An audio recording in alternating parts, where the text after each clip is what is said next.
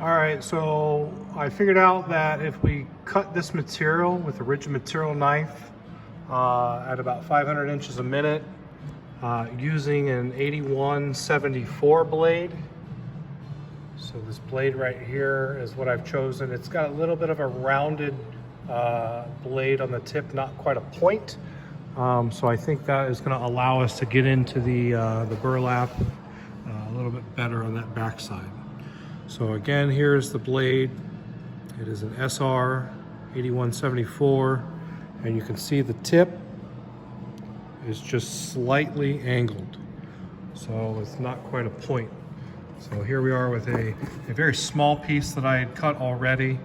You can see that it come out nice and clean, nice cuts there. So it took me about 2 cuts, and then I felt pretty comfortable with what I was getting. So let's go ahead and cut a 12-inch square now, and that'll cut right there at that laser pointer. So I'm gonna go ahead and hit start. Now, if you notice, I am running the rigid material knife in the position that has the foot. That little foot is gonna push down and ensure that the material doesn't lift when we pull out of it.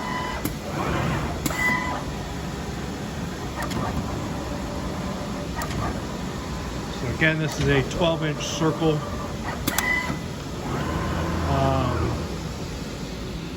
You know, it cut very nicely and clean on the edges.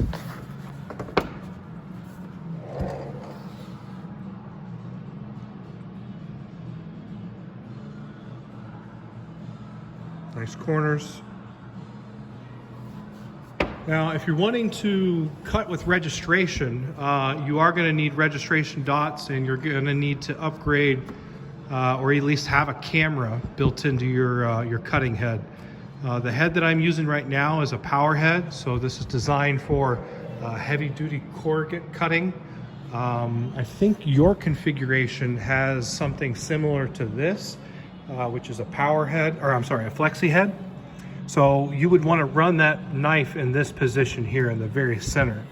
So that's going to have that push down foot. So that's going to ensure that the material doesn't lift up when you pull the knife out of the material.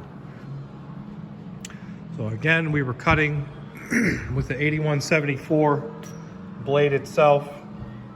Able to get a nice clean cut here. You know, no issues.